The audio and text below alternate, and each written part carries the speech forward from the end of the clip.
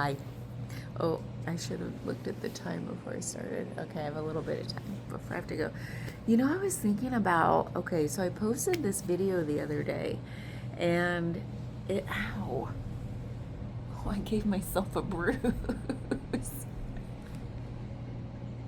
I was like, being a massage therapist, I don't do this to my clients, but I was like, I gotta fix that. There was like a tight, I could tell there was a tight spot in there.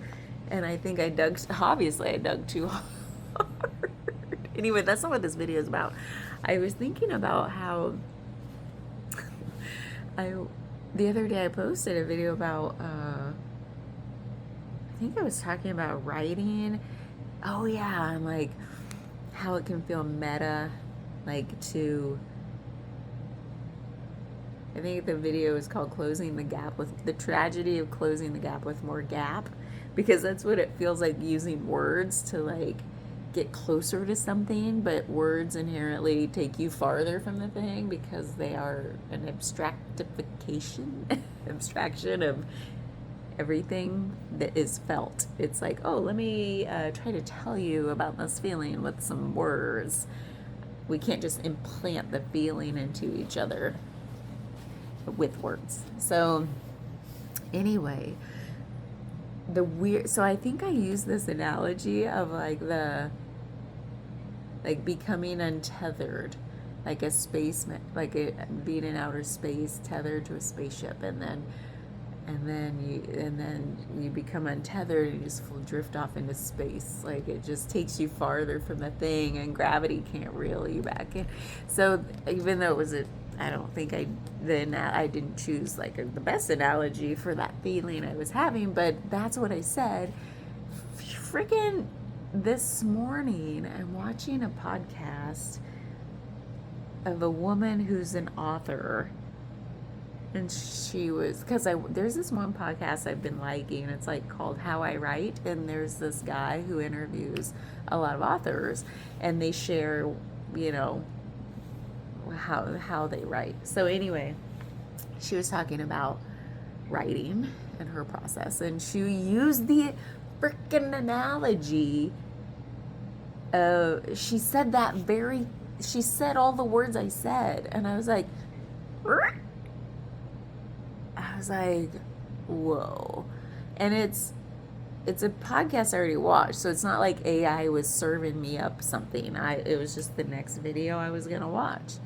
And it's like the universe has been doing that a lot lately. And then I think, well, that stuff's always there. It's just how attuned are we to it?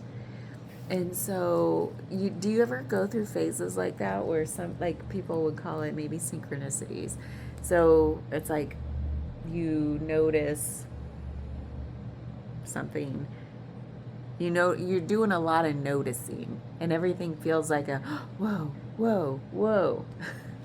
And then you'll go stretches where there's no woes, you know? And when the woes are happening, there's this quality of a feeling that's like, no way is this always there. I would notice it. And then it's like, really? Nah, I don't know. Like, there's something so mystical about this life, this reality, this world, this universe, and our relationship with it and with each other. But there's just so much mystical stuff. And then a lot of people would say, no, there's not. It's all pretty basic and figure outable, and it all is like makes sense and kind of boring, and you just go through daily life and blah blah blah blah blah. So it's like there are two kinds of people in this world, aren't there? I think that's the funniest saying, because you could totally insert any two qualities of being human and it would be true. So there are two kinds of people in this world: those who think nothing's mystical and those who think everything's mystical, you know. But you could put any two qualities in there. That's why I think it's hilarious. But anyway, that's what it feels like is, but I am often those same two people within myself. Like I'll go through stretches where I'm like, no, no synchronicities popping up lately, and then I'll go through stretches like right now where like so many. And I think the sometimes maybe the difference is like, I haven't thought about this yet. That's what this is for. It's a little journaling. First of all, there's sinus stuff going on, some stuffy, but it feels like in those times, in those stretches of time where there's seemingly more synchronicity, noticing them more, is that maybe I am in a period of noticing. Sorry, somebody just walked by and it was like, whoa. Like no, see, maybe I'm too hyper aware, but there's like maybe more zooming in to things, more open aperture. You know what I mean by that? Where your blinders come off a little and you're just taking in more because maybe you're less in a hurry. Maybe you just feel more calm for some reason. Things aren't maybe stressing you out. Maybe there's not a lot to worry about. Maybe there's not a huge to-do list or your schedule isn't super busy. I don't know that's why I'm like noodling on this because it's like, because life seems way more enjoyable in that state of going, day in, day out of like, whoa, yeah, whoa. Life just seems more enjoyable.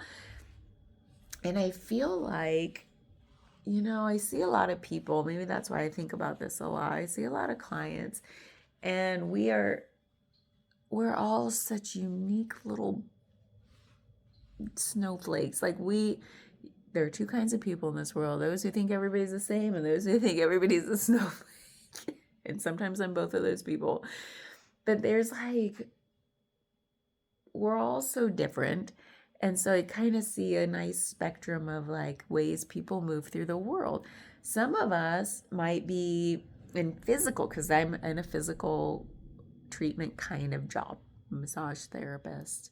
And so I see people in different states of wellness, ease and unease, and how that might color their perception of their life and the world at large. And I just think I love all of it. I love all of it. I feel like everything is allowed.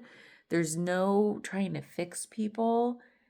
There's just like meeting people where they are and trying to like just meet people where they are. I don't know, that's not a tangent I want to really go down today, but there's like so when I was talking about ease and unease, well and unwell, feeling in the body, and that can color our perception a lot. So it's like maybe part of it too about seeing synchronicities is, let's do that one, is do I feel well in my body? Like having a busy schedule or a long to-do list or a lot of stressors, how do I feel like in my vessel? Like when we don't feel good, I think our aperture closes a little bit. Like we got to rein it in. Our energy has to kind of stay inward to like self-care, like preserve our energy for like survival stuff, like taking care of illness. The body works really hard when it has disease. I think it works really hard to maintain some homeostasis, like it's biology. So that makes me think like, so naturally, maybe that's why our aperture has to close, is because the body knows it has to conserve energy and focus more inward versus like open aperture. Like I feel like I can breathe and I can take in more of my surroundings and therefore I can notice more synchronicity. There's like an ease and a more openness, a more permeability with the world, because if the organism is not well, it does not want to be permeable. It has to prevent stuff from coming in, right? And like try to clean up what's already in there that shouldn't be in there. It's like, seems like science, like basic shit. And so I think about like to meet people where they are is like, wow, what's going on in the whole spectrum of life, that the colors our way we move through life, and our ability, and how wide our open or closed our aperture is to take in things, to be permeable. And maybe that's it with the synchronicity, is like in those moments where I'm more permeable, it's like there's more fluidity through life, more flow state, more being just like enthralled with every little thing, with nature, with, and I feel like there's, ow, my wrist still isn't good about holding this for very long. So maybe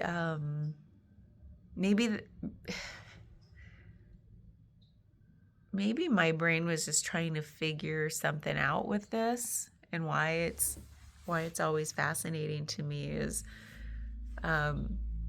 because we are different from one day to the next. We're never the same 2 days in a row, are we? Even if we think we are, we're probably a little bit different in the way we, in our aperture, let's just call it that. Because it's like, I don't think these are personality traits, right? We might think they are, because we might show up and meet somebody, and every time we meet them, they're kind of like in a closed aperture kind of state. But we don't know their whole life. We don't know who they are in those rare moments where they might feel a little bit more at ease and their aperture widens a little bit, like, so I think that's why as I get older, maybe I'm in it, like, less trying to figure out the world and categorize and dissect and, understand different personalities and what influences them. Now it's just like loving it all in all its messy amazement, like that it's an honoring that we're all so unique, and to allow ourselves to be different one day to the next, and not so, like, I guess where I'm going with this, maybe I never know where I'm going, is when we're not feeling well, sometimes our aperture is so closed, or it feels like cloudy, where we're like, we can't see any light even in tomorrow, or the possibility that tomorrow could be different, or that possibility that an hour from now could be different, And so there has to be some sort of, when our aperture is more closed, that allowing feels like permeability. Like those two things feel like kind of the same, like synonyms in a way. So it's like, we don't want to allow things to move across our membrane when we're not in a state of wellness, right? Back to preserving our energy and cleaning up our ick. So I just wish this stuff got talked about more as young adults, from a young age upward, that says, hey, this is natural. Just because you have a string of like bad days, like maybe we shouldn't even call them bad days. Maybe we can start to talk about this in really just a more human way that says, hey, every day you might feel just a little bit different, and maybe we can talk about it in terms of aperture and say, you know what, today's okay that my aperture is a little bit more closed, because that means something in this organism wants to like conserve energy, and that's okay. That's way okay, because you know what? You'll probably feel different tomorrow in some way, or the next day. But because we're never the same, there's something about the way we grow each other up, like raise kids, the way we are with each other in friendships and relationships. It's like we're always trying to keep everybody the same. Like we have these expectations that we put on each other that says, oh, okay, well, I know what it's like to interact with them. And if I show up and you act different, then I'm like, like does not compute, not safe. So maybe that's why we do it. It's a form of safety. And the brain always tries, it's a predicting machine,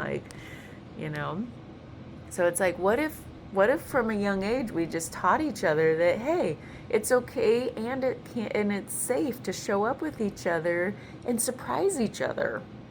Like, hey, I might be different tomorrow, okay?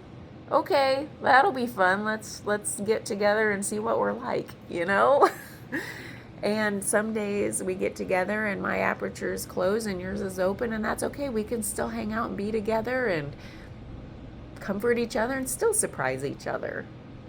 I don't know, man. I something in me keeps wanting to say, I just wish we could normalize that from a really young age without it being scary. Because sometimes we're like, and I don't know, like maybe that's the small talk part too that I don't really enjoy. It's like that's our way to safely engage with each other and feel out like, oh, are we the same people this time? Oh, okay. Like, why can't we just show up with each other and go, like, surprise. And then just laugh and then, like, I don't know, see where it takes us. Because don't you feel like what we're seeking in life, makes me want to quote Joseph Campbell, is like, I've said this before because it's one of my favorite quotes and I always butcher it, but it's something like, I think what each of us are seeking in life is the rapture of being alive. I always butcher it. I gotta look it up. But it's like, that's what we're seeking, is like to be enthralled, to use that word again, to be just like, and that's a feeling, to feel like, oh, life, yes. Even in the hard times, like to be like, oh, the grip of life, the tragedy of, like, why can't we try, I know this is going to sound weird, why can't we enjoy the tragedy? Why can't we just love it all? Well, there's no other choice, dudes, right? Like, we're going to go through it all. So why do we resist so much? And why do we set up these terrible expectations that life has to be good and sunny every day in order for us to show up fully and feel good in our skin with each other, I just wish, maybe it's happening these days with parents and kids, to normalize, like, it's okay you don't feel good today, buddy. It's okay. You can still exist and we love you, and, and you can still hang out with friends and just say, hey, I'm not feeling too good today. Have a hug, to admit things to each other. Because I don't think we're also very good at admitting when we don't feel like engaging with the world. And is it okay but sometimes, like, we don't have to isolate. I feel like sometimes we feel like we have to isolate when we don't feel well. And not, like, obviously you want to isolate if you're sick so you don't spread it. But I mean, just sometimes we just feel sort of like cloudy and we're just like, and it's okay to isolate. But what if it was also okay to not? And to just be like, show up and let yourself be surprised by what turns the day can take. Like I said, you might feel different 1 hour from now. I don't know where, I don't know why we're talking about this, but I like it. I like it because I still feel like I just love, I just love every part of being human. And I've always wished I could know every human in the world. Like to know, it's such a ridiculous feeling to feel like I wish I could just know everybody. Do you ever feel that way? Just want to know everybody. And not just the people who I know that I would vibe really well with, but like, I just want to know everybody. And I was going to say, like, that rapture of being alive, where I was going with that is I feel like a lot of us, I don't want to say all, but Joseph Campbell would probably say all. So I would say, I think all of us want to show up in life as spontaneous as possible. And you'd say, well, no, there are so many people who have OCD because they need, like, they want to predict how the things are going and categorize and sort. And yes, I think those are real traits that happen. But I think at a soul level, human level, like, we just want to be spontaneous and be accepted, right? In relation with each other. Like, to be spontaneous all the time, you might be like, oh, that's scary. That's scary to be spontaneous and feel like, who will I be accepted? Or to or for other people to be spontaneous and be like, they're unpredictable. Like, it could feel scary. So let's take the scary feeling away. What if we all were just super spontaneous all the time, like to ourselves, And then by the nature of that, of course, we'd be spontaneous to the other people we interact with. And how fun and exciting would that be? Isn't it boring to just like, well, I know how I am and I know how everybody is and blah, blah, blah. Just so boring. So anyway. Oh, and maybe this is still related to that video the other day, because I think we were talking about like whatever creative endeavor you have, your craft, like people who are super, like some people gravitate towards certain mediums of creativity because it's like closing that gap. It's closer to spontaneity, maybe. It's like nothing lost in translation between the feeling and the expression of the feeling. And to express a feeling seems very spontaneous, because feelings are like coming and going like this. They are, thoughts come and go, but thoughts we keep trying to hold on to like make it solid. But a feeling, man, it just, and to express a feeling feels like the most spontaneous act. And so how, like, it can be, and I think that's where it's like, well, what way we choose to express it is like how spontaneous, like what measure of spontaneity can be felt, right? Like miming or acting or interpretive dance. That's where, we talked about the other day. So maybe my mind is still on that topic, and extrapolating it all of humanity and all of our in relationship, I think, now with each other. Maybe that's what